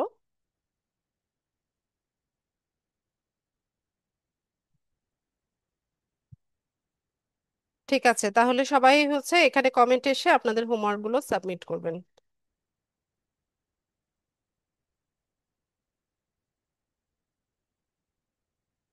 আর যারা ক্লাসে একটু লেটে জয়েন হয়েছেন, অবশ্যই আজকের ক্লাসের ভিডিওটা একটু শুরুর দিকটা খুব ভালো মতো হচ্ছে শুনে নিবেন বা দেখে নিবেন। ঠিক আছে? কারণ আজকে ক্লাসের শুরুর দিকে আপনাদের ব্রিফিংটা দেওয়া হয়েছে, এক্সামের ব্রিফিংটা কি হয়েছে বাবা? এই যে আর কিছুক্ষণ পরে তুমি একটু পানি খাও, টায়ার্ড দেখাচ্ছে তোমাকে।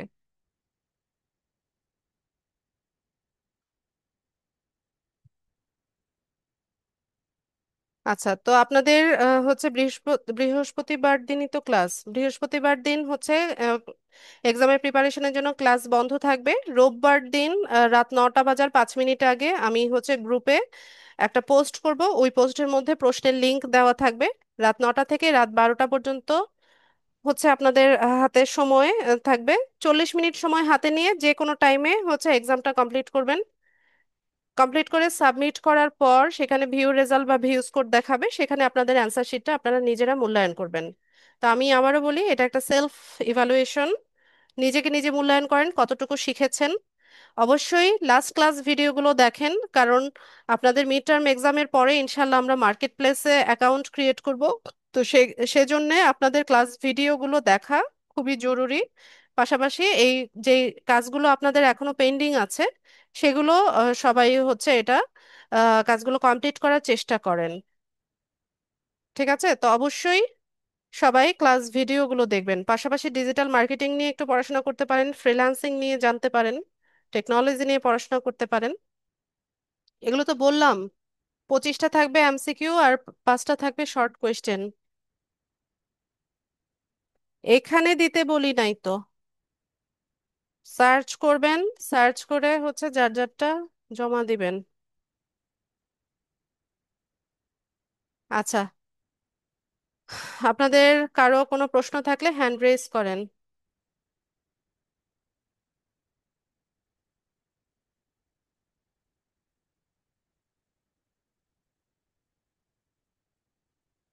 মাসুদ আহমেদ। আসসালামু আলাইকুম ম্যাম। ওয়ালাইকুম আসসালাম। ভালো আছেন? আলহামদুলিল্লাহ, ভালো আছি। ম্যাম এই যে আমি সার্চ করব কেমনে, ডিজিটাল মার্কেটিং কি এটা লিখবো নাকি? সার্চ কিভাবে করবেন সেটাও বলে দিব আমি। নিজে নাকি নিজে এসইও চেষ্টা তে করেন। এসইও এটা লেখা এটা সার্চ তো লাগবো? বললামই আমি। এসইও তে এটার মিনিংটা কি, বুঝছি। এভাবে বের আর ম্যাম করেন। এই যে ব্যাকলাইন লিখবো এটা কি কেমনে ম্যাডাম, বুঝি নাই তো। ব্যাকলিংটা কি জিনিস সেটা এখানে ব্যাকলিন লিখবেন। ভাষাটা ব্যাকলিংকের একটা ডেফিনেশনের মতো আসবে, সেটা লিখবেন। ব্যাকলিং এর আগেরটা যদি কি ছিল এটা তো মনে নাই। খুঁজেন, নিজে চেষ্টা করেন। একদম সব যদি আমি বলে দিই তাহলে আর আমার হোমওয়ার্ক দেওয়ার দরকার কি, আমি সরাসরি দিয়ে দেই এটার অ্যান্সারটা কি হবে, তাহলে তো হয়, তাই না? হ্যাঁ ম্যাম। নিজে নিজে চেষ্টা করেন। ঠিক আছে ম্যাম, আসসালামু আলাইকুম। ওয়ালাইকুম আসসালাম।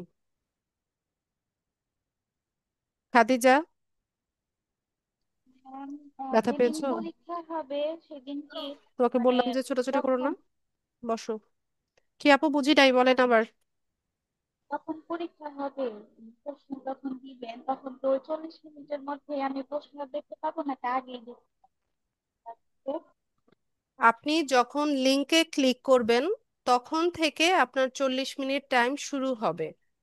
40 মিনিট সময়ের ভিতরে এক্সাম কমপ্লিট করে আপনি এটা অ্যান্সার শিটটা সাবমিট করবেন। আপনি আর এই যে যখন লিংকে ক্লিক করবেন তখন থেকে আপনার টাইমিং শুরু হবে। সেই যে 9টা যে ক্লাস হবে, 9টা ক্লাসের উপর ডিপেন্ড করে সেশন হবে। বোঝা যায় না, কি বলেন? মানে 9টা যে ক্লাস হয়েছে, এই 9টা ক্লাসের উপর যে টপিক গুলা ছিল ওইগুলার উপর কি কোশ্চেন হবে? 10টা ক্লাস হয়েছে আজকে সহ, 10টা ক্লাস। এই 10টা ক্লাসের ভিডিও ভালো মতো দেখবেন, ডিজিটাল মার্কেটিং নিয়ে পড়বেন, ফ্রিল্যান্সিং নিয়ে পড়াশোনা করবেন। বেসিকটা জানা থাকতে হবে।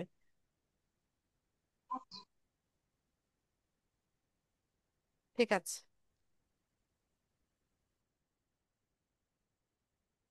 এটাকে নাজমুল। আসসালামু আলাইকুম আপু। ওয়ালাইকুম সালাম। হ্যাঁ, গত ক্লাসে বলছিলেন আর কি স্ক্রিন শেয়ার করে দেখবেন আর কি। কি প্রবলেম? প্রবলেমটা হচ্ছে যে যখন হচ্ছে যে আপনার ওই উম, আমি হচ্ছে বিজনেস পোর্টফোলিও থেকে কোনো একটা পার্সনকে ইনভাইট পিপলে গিয়ে কোনো একটা পার্সনকে ইনভাইট পাঠাই, তখন ওইখানে গিয়ে আমি যখন হচ্ছে যে রিকোয়েস্টটা রিভিউ করতে যাই, তখন হচ্ছে যে ওইখানে হচ্ছে যে সামথিং রং আসে, বুঝছেন, একটা মেসেজ আসে, বলছেন যে স্ক্রিন শেয়ার করে দেখবেন এই ক্লাসে। আচ্ছা, দেখান।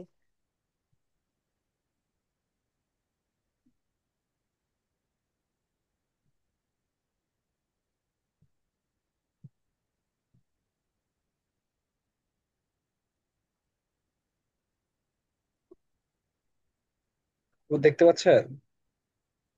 হ্যাঁ, দেখতে পাচ্ছি। হ্যাঁ, স্ক্রিনটা একটু এখানে বড় যখন করেন তো। এখানে সাইডে ছোট হয়ে আছে, আর বড় হয় না। আর লাগবে। আহ ঠিক আছে। ইনভাইট পিপল থেকে যখন হচ্ছে যে আমি কোনো একজনকে রিকোয়েস্ট পাঠাই, আচ্ছা আমি পাঠাই একটা, কেমন পাঠান। এটা কি এই জিমেইলটা দিয়ে কি আপনি অ্যাকাউন্টটা সেট আপ করেছিলেন? না না না, অন্য একটা জিমেল দিয়ে করছি। নতুন জিমেল খুলছি আর কি এটার জন্য। আচ্ছা, আমি আমি একটা জিমেল দিই, সেটা আপনি লেখেন। আচ্ছা আচ্ছা, ঠিক আছে, শিওর। চ্যাট বক্সে দিচ্ছি, সেটাতে লেখেন।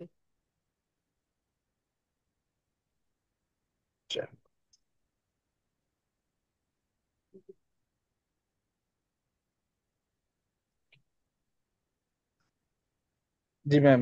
দিচ্ছে, ওয়েট।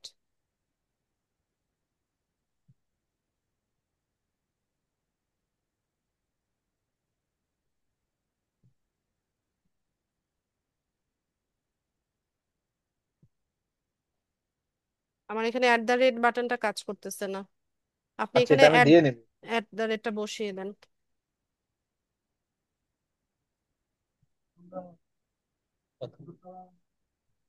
আচ্ছা, ঠিক আছে, বসাই দেবো।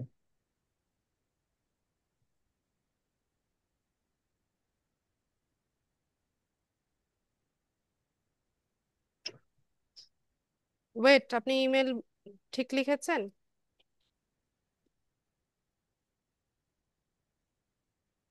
@ তো দেন নাই।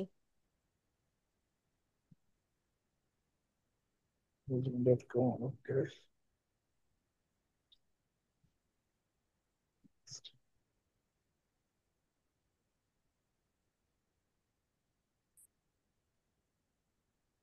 বিজনেস অ্যাসেট সিলেক্ট করেন।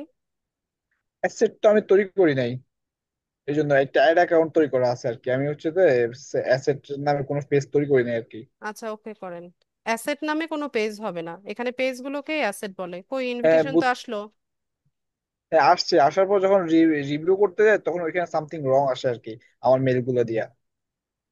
এখানে যাকে আপনি ইনভিটেশন পাঠিয়েছেন সে অ্যাকসেপ্ট করতে হবে, অ্যাকসেপ্ট করার পরে তো এটা ঠিক হয়ে যাবে। হ্যাঁ হ্যাঁ, আমি আমি আমার নিজে অন্য প্রায় দু তিনটাই জিমেলে হচ্ছে রিকোয়েস্ট পাঠাইছি। পাঠানোর পর যখন হচ্ছে আমি রিভিউ রিকোয়েস্টে চাই অ্যাকসেপ্ট করতে চাই, তখন হচ্ছে পাসওয়ার্ড দেওয়ার পরে বলছে সামথিং রং। মানে যে অ্যাকসেপ্ট করছে তার প্রবলেম হচ্ছে। হ্যাঁ হ্যাঁ হ্যাঁ, যেমন হচ্ছে আমি আমার অন্য একটা জিমেলে পাঠাচ্ছি, তখন বলছে সামথিং রং। আচ্ছা, তো যাকে হচ্ছে আপনি ইনভিটেশনটা পাঠাচ্ছেন সেই ব্যক্তিরও তো বিজনেস পোর্টফোলিও থাকতে হবে। হ্যাঁ হ্যাঁ, বলছে। আমি একটু হচ্ছে যে আপনার মেসেজটা একটু পড়ে শোনাই কেমন, যে মেসেজটা আসে। না না, আমি বলছি কি, যে যাকে আপনি ইনভিটেশন পাঠাচ্ছেন, যে জি জি। যেমন বায়ারকে ধরেন, এই যে আমাকে আপনি ইনভিটেশন পাঠিয়েছেন, এখন আমারও তো বিজনেস পোর্টফোলিও থাকতে হবে। ঠিক আছে, তো হ্যাঁ বলছে, সেক্ষেত্রে হ্যাঁ। হ্যাঁ, ওটার মধ্যেও আছে, বিজনেস পোর্টফোলিও আছে ওখানে। বলছে যে looks look like you are already in that business portfolio, এটা বলতেছে। ইউ ক্যান হ্যাঁ। Access, hmm. হ্যাঁ, you can access it by login in on businessfacebook.com. To accept this invite, you must log in with another username or password. আচ্ছা, এটা মনে হয় same ID থেকে আপনি দুটো পোর্টফোলিও খুলেছেন। না না, সেম আইডি না, ওইটা হচ্ছে যে আমার আগের একটা আইডি, নাজমুল হাসান সৌরভ, যখন হচ্ছে যে আমি উত্তরে থাকতাম, ফেসবুক মার্কেটিং নিয়ে কাজ করতাম, তখন খোলা আর কি, অফিস থেকে দেওয়া হয়েছে, বুঝছেন। আচ্ছা। আচ্ছা, ওয়েট, আমি দেখি আমার পোর্টফোলিওতে আপনার ইনভিটেশনটা এসছে কিনা। হ্যাঁ, আচ্ছা। একটু ওয়েট করেন।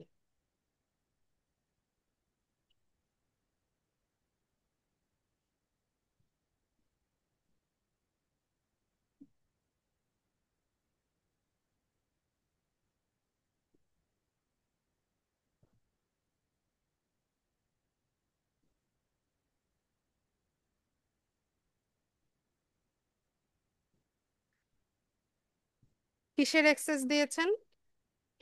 হচ্ছে পিপলে টাস্কের অ্যাক্সেস দেওয়া হয়েছে আর কি। ও, পিপলে। হুম হুম, পিপলে।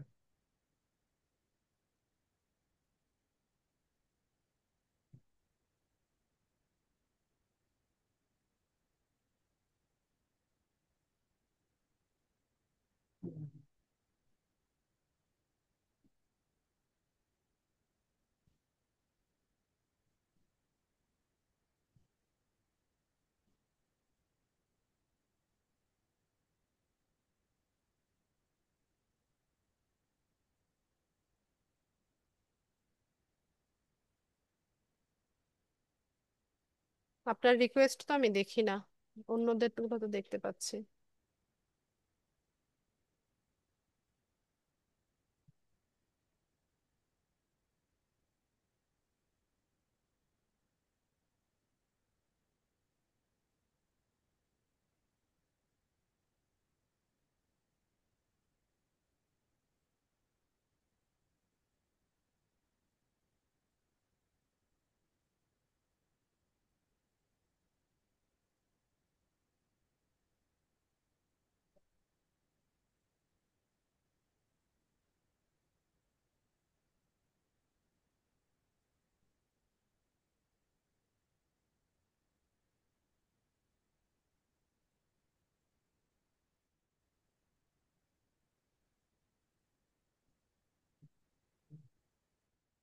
আপনার রিকোয়েস্ট তো দেখছি না নাজমুল। রিকোয়েস্ট পাঠাইলাম আমি, আবার কি পাঠাবো ক্যান্সেল করে? দাঁড়ান, এখানে তো আপনার রিকোয়েস্ট নেই। আমি জিমেলটা চেক করে দেখি।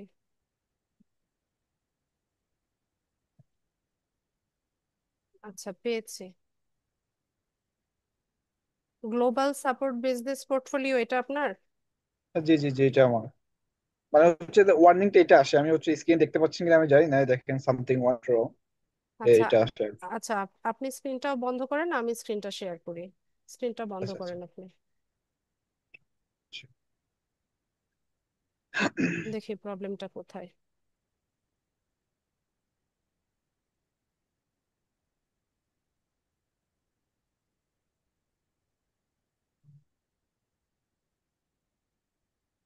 এই যে ইনভিটেশনটা এসছে, হ্যাঁ, জি জি জি। এখান থেকে ভিউ ইনভিটেশন। হ্যাঁ, ভিউ ইনভিটেশন।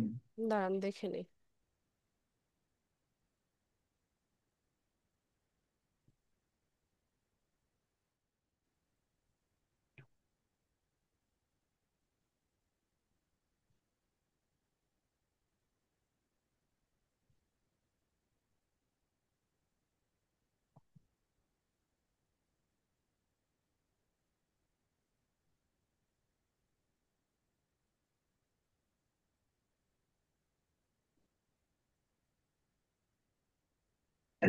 এখানে যে ফার্স্ট নেম এবং লাস্ট নেম দেওয়া হয়েছে, এটা কি হচ্ছে যে বিজনেস পোর্টফোলিও যেটা থাকবে ওইটা দিতে হবে নাকি নিজের? অরিজিনাল নাম দিতে হবে।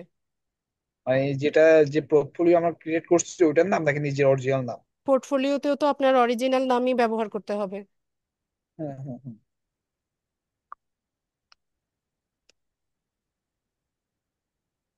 এখানে আমার ফেসবুক আইডির পাসওয়ার্ড চাচ্ছে। আচ্ছা, ফেসবুক স্ক্রিনটা বন্ধ করে নেই। শো করবে না ম্যাম, শো করবে না। না, শো না করলে আমার মনে নাই কি পাসওয়ার্ড ও আচ্ছা দিয়েছিলাম আচ্ছা। ফেসবুকে, মনে নাই। আচ্ছা, বন্ধ এটা করেন। আমাকে কয়েকবার ট্রাই করতে হবে। কোথায় যেন রেখেছি।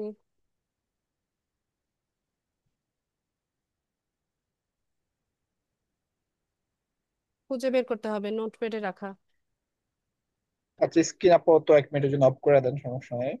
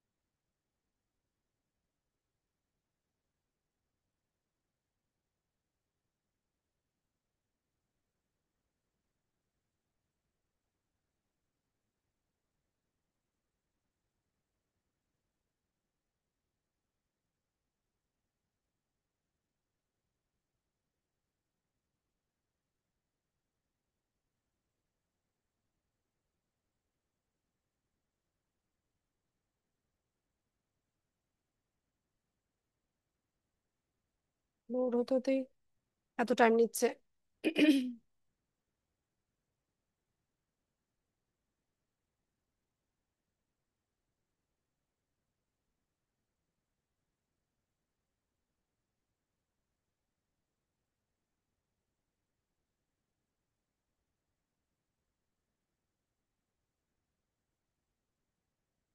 এই তো ঘুরছে তো ঘুরছেই, শেষ হয় না।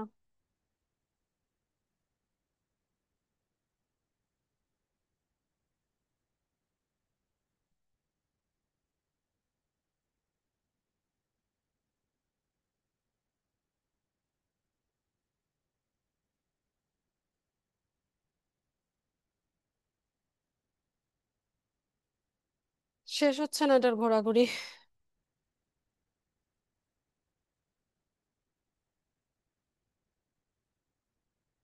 আচ্ছা, এটা ঘুরতে থাক। খায়রুজ্জামান, প্রশ্ন বলুন।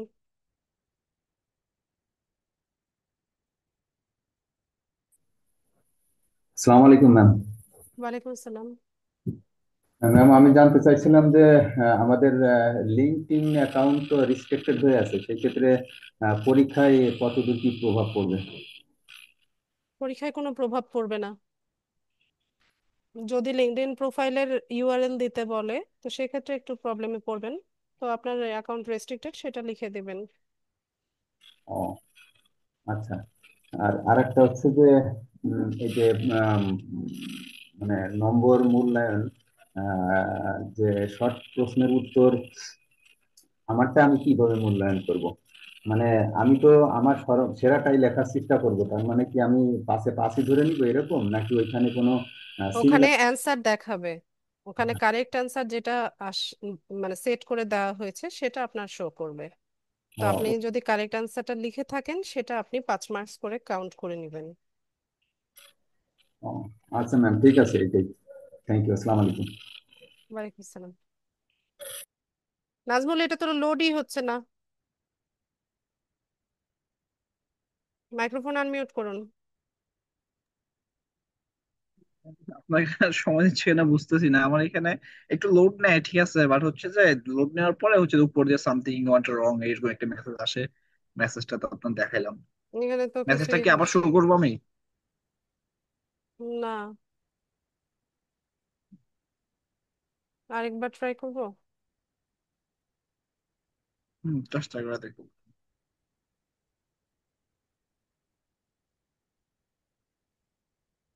আরেকবার ট্রাই করা যায় কিনা তাও তো জানি না। যাবে না।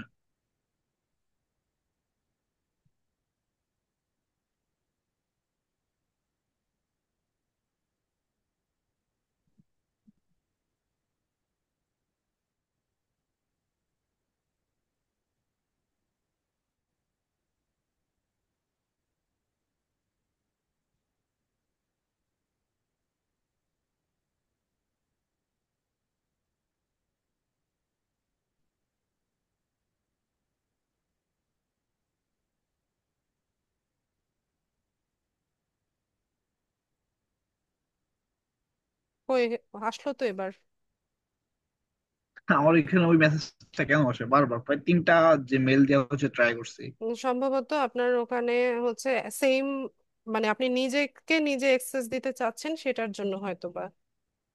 না, আমি হচ্ছে যে যে মেলটা দিয়ে খুলছি ওই মেলটা দিয়ে তো আমি অ্যাক্সেস দিচ্ছি না। আমি হচ্ছে আমার যে অন্যান্য মেল গুলো ওগুলো দিয়ে ট্রাই করছি, সেম 3টা দিয়ে ট্রাই করছি, 3টা দিয়ে সেম আসছে, সেম বুঝতে মেসেজ আসছে। পেরেছি। আপনি ইয়ে করেন, অন্য কোনো মেল দিয়ে চেষ্টা করে দেখেন, যার বিজনেস পোর্টফোলিও তৈরি করা আছে হুম, অন্য বুঝছি। ব্যক্তির। অন্য ব্যক্তির, ওকে। ওকে, ঠিক আছে, ধন্যবাদ। আচ্ছা।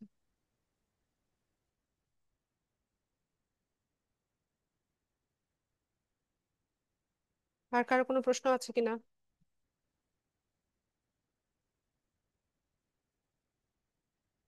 আর কারো কিছু জানার আছে, কোনো প্রশ্ন আছে?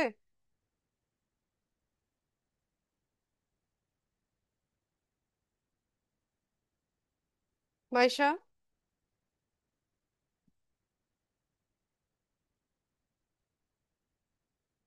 মাইশা।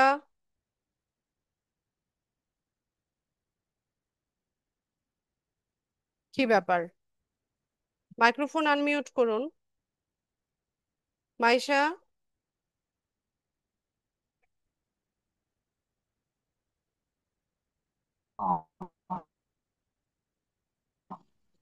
কথা বোঝা যায় না।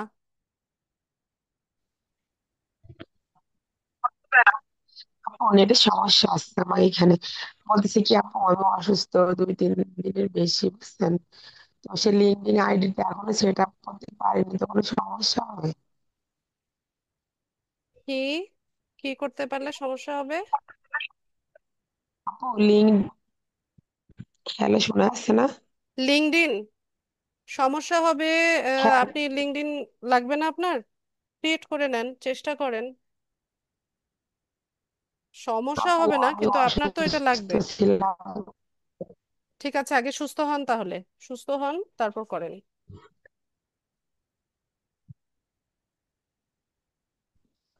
ঠিক আছে আপু, এইটাই আচ্ছা, জানার জন্য। ঠিক আছে। তাহলে আজকের ক্লাসটা এতটুকুই রাখলাম। সবাইকে অসংখ্য ধন্যবাদ জয়েন হওয়ার জন্য। নেক্সট ক্লাসে দেখা হচ্ছে ইনশাল্লাহ। সেই পর্যন্ত সবাই ভালো থাকুন। আসসালামু আলাইকুম। এই যে এতক্ষণে শেফালি আক্তারের হ্যান্ড রেজ করতে মনে চাইছে, এতক্ষণ যে ডাকতেছি ঘুমাচ্ছিল শুয়ে শুয়ে। শেফালি আক্তার,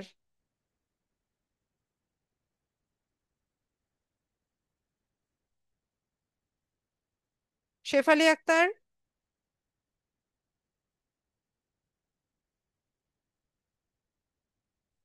আসসালামু আলাইকুম ম্যাডাম।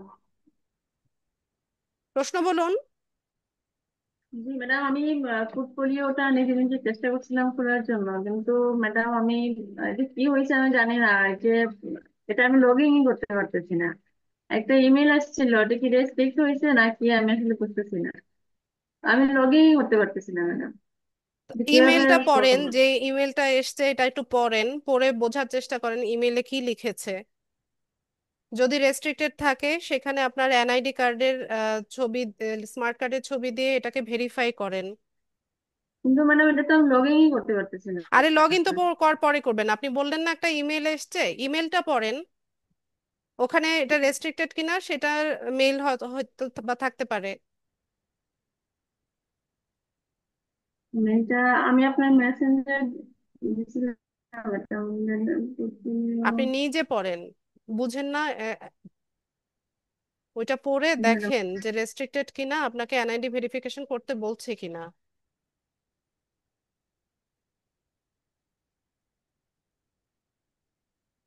তো এটা কিভাবে করবো ম্যাডাম? আমি তো পারি না। মেইল পড়তে পারেন না? মেলটা খুঁজে পাচ্ছি না ম্যাডাম।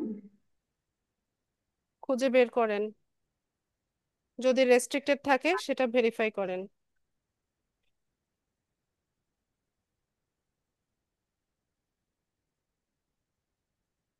এছাড়া আর কোনো ওয়ে নাই। এছাড়া আরেকটা ওয়ে আছে, নতুন ভাবে আরেকটা পোর্টফোলিও তৈরি করা। নতুন ভাবে পোর্টফোলিও তৈরি করলে সেটাও রেস্ট্রিক্টেড করবে, সেটাও আপনাকে ভেরিফাই করে নিতে হবে। আচ্ছা না, আমি দেখি আপনাকে নেক্সট নেক্সট ক্লাসে জানাবো। এটা আমি দেখি তা আমি পাচ্ছি না আসলে। ঠিক আছে। রবিন হোসেন।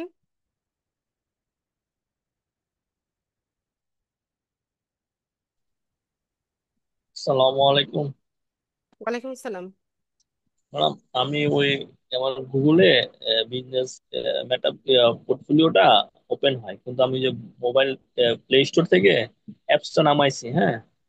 তো অ্যাপসটা নামানোর পরে আমার পাসওয়ার্ডটা ভুলে গেছে। এখন ওখান থেকে পাসওয়ার্ড দেখা যাবে গুগল থেকে, যে যে পেজটা ফেসবুক ওপেন আছে? পাসওয়ার্ড?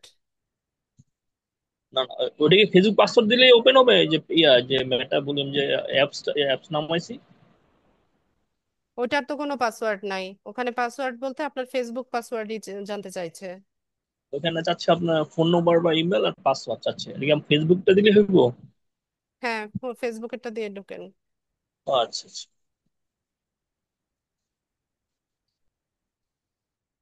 আচ্ছা, ঠিক আছে, তাহলে এতটুকুই থাকলো। শুভরাত্রি।